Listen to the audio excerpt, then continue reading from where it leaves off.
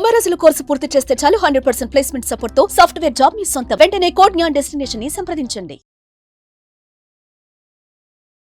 Hello Shravan గారు. Hello సిరి గారు. So ఈ మధ్య కాలంలో మనం చూస్తే ఎటు విన్నా కూడా ఒక 1 వీక్ నుంచి అయితే ఆన్లైన్ బెట్టింగ్ యాప్స్ మీద ఇటు ఇన్ఫ్లుయెన్సర్స్ కావచ్చు, సెలబ్రిటీస్ కావచ్చు, ఎంతోమంది కొంతమంది తెలిసి ప్రమోట్ చేశారు, ఇంకొందరు తెలియకుండా ప్రమోట్ చేశారు. బట్ దానివల్ల అయితే నష్టం అయితే చాలా మందికి కలిగి ఎన్నో కోట్లు అయితే నష్టపోయారు అని మనకు తెలుస్తూ ఉంది. ఒక్కసారి ఈ ఆన్లైన్ బెట్టింగ్లో ఎవరైతే అడిక్ట్ అయ్యి దాంట్లో ఆడడం జరిగిందో దాని నుంచి ఎలా బయటికి రావచ్చు అంటారు? ఇప్పుడు ఈ కరెంట్ సిచ్యువేషన్ నుంచి ఇటు ఇన్ఫ్లుయెన్సర్స్ కావచ్చు, సెలబ్రిటీస్ కావచ్చు, వాళ్ళు కూడా బయటికి రావాలి అంటే ఎలా ఉంటుంది? ఇప్పుడు ట్రెండింగ్ టాపిక్కే మీరు అడిగారు. అయితే మనం ఎప్పటి నుంచో దీని online betting, offline betting, gambling మీద మనం 2 సంవత్సరాల నుంచి నేను వీడియో చేస్తున్నాను. సుమన్ టీవీలో మనం చేస్తున్నాము. చాలామంది ఆదరించారు. అయితే ఈ మధ్య టాపిక్ ఏంటంటే సెలబ్రిటీస్ బాగా ప్రమోట్ చేస్తున్నారు అని చెప్పేసి లాస్ట్ ఒక 1 వీక్ నుంచి 2 వీక్స్ నుంచి విపరీతంగా కొంతమంది ఇన్ఫ్లుయెన్సర్స్ వేరే వాళ్ళ ఇన్ఫ్లుయెన్సర్స్ అంటే ఇష్టం లేకపోవడం వల్ల కూడా ఈ టాపిక్ని బాగా రైజ్ చేసి ఐపీఎస్ ఆఫీసర్ల దగ్గరికి తీసుకెళ్ళి ఇదంతా మనకు వస్తుంది, మనం వింటూనే ఉన్నాం. అయితే ఫస్ట్ థింగ్ ఇక్కడ ఏంటంటే అసలు బెట్టింగ్ యాప్స్ని ఎందుకు ప్రమోట్ చేస్తున్నారు? ఈ బెట్టింగ్ యాప్స్ని ప్రమోట్ చేస్తున్నారంటే వాళ్ళకి బాగా డబ్బులు వస్తాయి. సో ఒక దాన్ని అడ్వర్టైజ్ చేస్తే ఒక 10 రూపాయలు వస్తే బెట్టింగ్ యాప్స్ని ప్రమోట్ చేయడం ద్వారా ఒక 150 రూపాయలు, 200 రూపాయలు వస్తాయి. సింపుల్గా చెప్పాలి అంటే కొన్ని లక్షలు కోట్లు వాళ్ళకున్న ఫాలోవర్స్ని బట్టి, వాళ్ళకున్న సబ్స్క్రైబర్స్ బట్టి ఇంతలాగా ప్రమోషన్ అవుతుంది. వీళ్ళకి ఎందుకు అంత డబ్బులు ఇస్తున్నారంటే బెట్టింగ్ యాప్స్కి అంత డబ్బులు వస్తున్నాయని.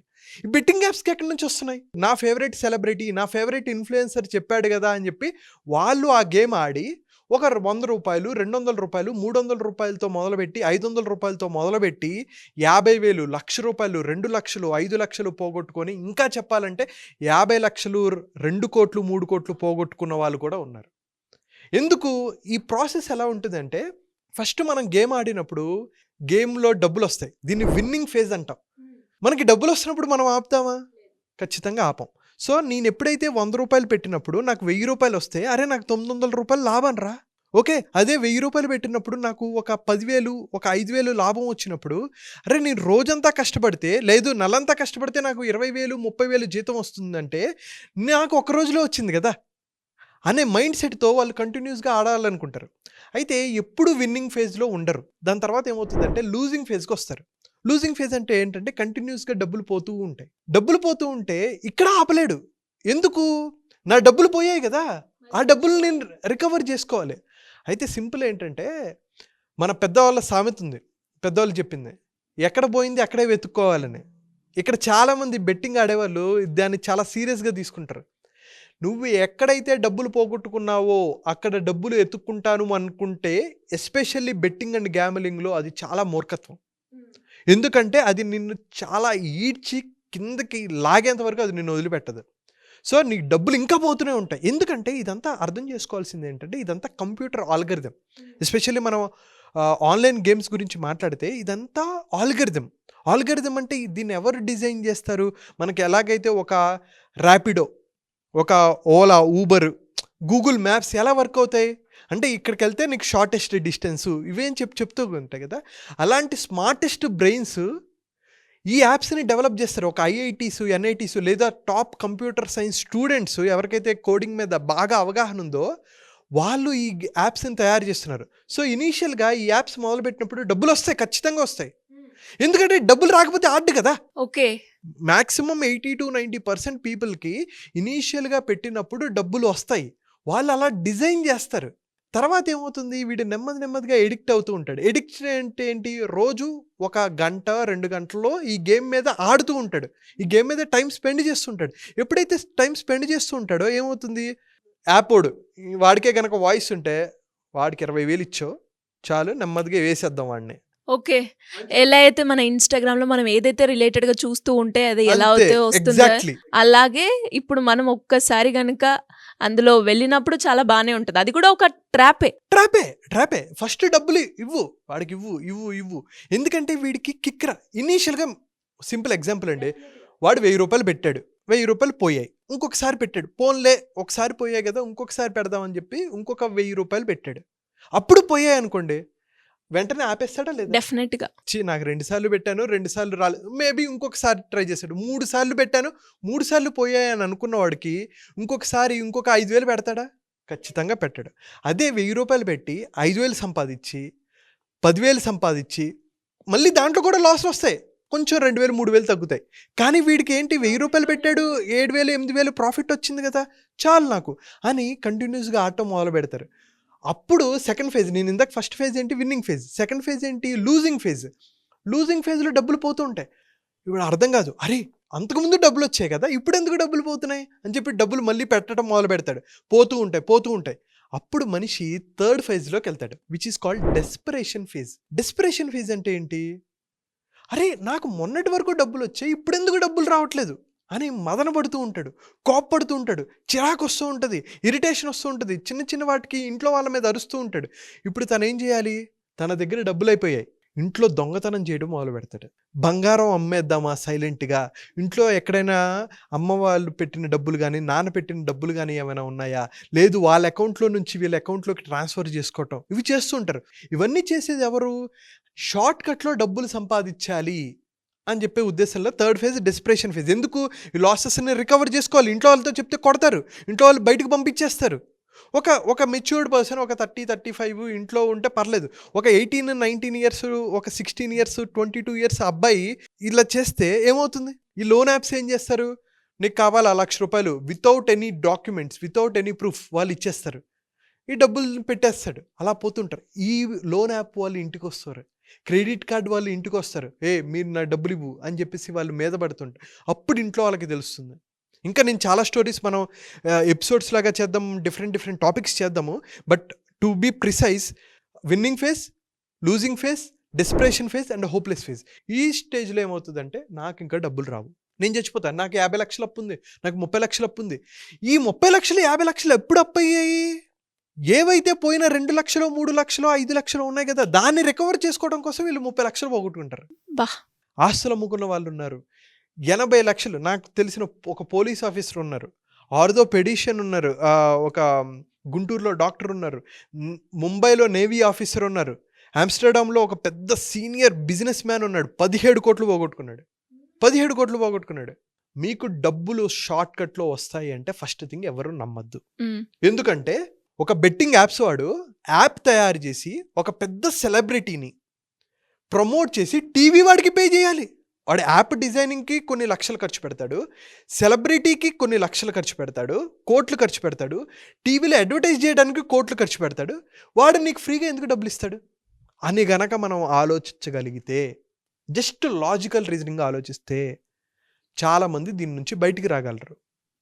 ఎవడో మనకి డబ్బులు ఇవ్వడు, అది రూల్ నెంబర్ 1. అండ్ అలాగే చాలామంది సెలబ్రిటీస్ దీని మీద ఎందుకు ఫోకస్ చేస్తున్నారంటే చాలా ఎక్కువ మనీ. నాకు ఒక సెలబ్రిటీ తెలుసు, యాక్చువల్గా హీరోయిన్గా చేశారు. ఆమెకి ఇప్పుడు 40 ఇయర్స్, ఒక 10 ఇయర్స్ బ్యాక్ టాప్ హీరోయిన్ లాగా కూడా చేశారు, డిఫరెంట్ లాంగ్వేజెస్లో చేశారు. ఆమె నాకు బాగా పరిచయం. ఆమెకి నేను ట్రైనింగ్ ఇస్తున్న సమయంలో నాకు తెలిసింది ఏంటంటే ఆమె బెట్టింగ్ యాప్స్కి ప్రమోట్ చేస్తారండి. నేను చెప్పాను ఇది చాలా డేంజర్ అండి, ఇలా ప్రాబ్లం అవుతుంది అండి అని చెప్పి నేను ఇంగ్లీష్లో మొత్తం ఎక్స్ప్లెయిన్ చేసిన తర్వాత, శ్రవణ్ నిజంగానా ఇంత జరుగుతుందా, దీనివల్ల ఇంత లాస్ అవుతున్నారా అని చెప్పి తను ఆపారు. ఆమెకి తెలీదు, తెలుసుంటే ముందే చేయటం ఆపేసి ఉండేవాళ్ళము. అయితే ఇలా చాలామంది ఏంటంటే పెద్ద సెలబ్రిటీస్ చేస్తున్నారని ఇన్ఫ్లుయెన్సర్స్ చేస్తున్నారు, వాళ్ళు చేస్తున్నారు కదా, వాళ్ళు చేసేది కరెక్ట్ అయి ఉండొచ్చు కదా అని చెప్పేసి వీళ్ళు చేయటం మొదలు పెడతారు. ఇంకొక విషయం చెప్పనా, నేను బెట్టింగ్ మీద చేస్తుంటే నన్ను బెట్టింగ్ మీద ఆపమని చెప్పి నాకు డబ్బులు ఇస్తానని చెప్పారు. వీటి మీద చేయొద్దు, ఏ బెట్టింగ్ యాప్స్ ఆడొద్దు అని చెప్పి నేను వీటి మీద అగెనిస్ట్గా చేశానని చెప్పి నాకు డబ్బులు ఇస్తాను, మీరు దాని గురించి మాట్లాడొద్దు అని చెప్పి కూడా నాకు ఇచ్చారు, ఒక ఆఫర్ చేశారు. నేను దీనివల్ల ఇప్పుడు నాకు వస్తే ఒక 5 లక్షలు 10 లక్షలు వస్తాయండి, నాకు అది మ్యాటర్ కాదు, నేను సంపాదించుకోగలను. కానీ దీనివల్ల మీకు తెలుసా, రోజుకి 200 కోట్లు చేతులు మారుతాయి. ఓన్లీ తెలుగు స్టేట్స్లో మినిమం లీస్ట్లో చెప్తున్నా 200 కోట్లు పోగొట్టుకుంటున్నారు. అది యూత్ అయినా ఉండొచ్చు, చదువుకున్న ఇంజనీర్స్ అయినా ఉండొచ్చు, software engineers, doctors, lawyers, navy officers, ఎవరైనా తీసుకోండి, ఈవెన్ పోలీస్ ఆఫీసర్స్ కూడా ఉన్నారు. ఇది చాలామందికి తెలియదు, ఎందుకంటే నా దగ్గరికి వస్తారు కాబట్టి నేను వాళ్ళ పేర్లు చెప్తే బాగోదు కాబట్టి చెప్పట్లేదు. కానీ పోలీస్ ఆఫీసర్స్ కూడా ఉన్నారు దీంట్లో. ఎందుకంటే వాళ్ళ స్ట్రెస్ ఫీల్ అయిపోయి నేను ఎక్కువ డబ్బులు సంపాదించుకోవాలి అంటే ఏం చేయాలి అని చెప్పేసి బాధపడుతున్న వాళ్ళు, అంటే వాళ్ళు సొసైటీని బెటర్ చేయగలిగే సామర్థ్యం ఉన్న వాళ్ళు కూడా ఇట్లాంటి ట్రాప్లో మునిగిపోయి పాపం రియలైజ్ అయ్యి బాధపడి ఆస్తులు అమ్ముకొని చాలామంది ఉన్నారు. ఆ బాధను నేను వర్ణించలేను. బట్ దీన్ని కంక్లూడ్ చేయాలి అంటే ఏంటంటే రూట్ కాజ్ ఏంటో మనం తెలుసుకోవాలి. రూట్ కాజ్ ఏంటి? ఎవరైతే బెట్టింగ్ యాప్స్ని తయారు చేస్తున్నారు ఫస్ట్ వాళ్ళని టార్గెట్ చేయాలి. సో వాళ్ళకి పర్మిషన్స్ ఇవ్వకూడదు. కానీ గవర్నమెంట్ ఎందుకు పర్మిషన్స్ ఇస్తుంది?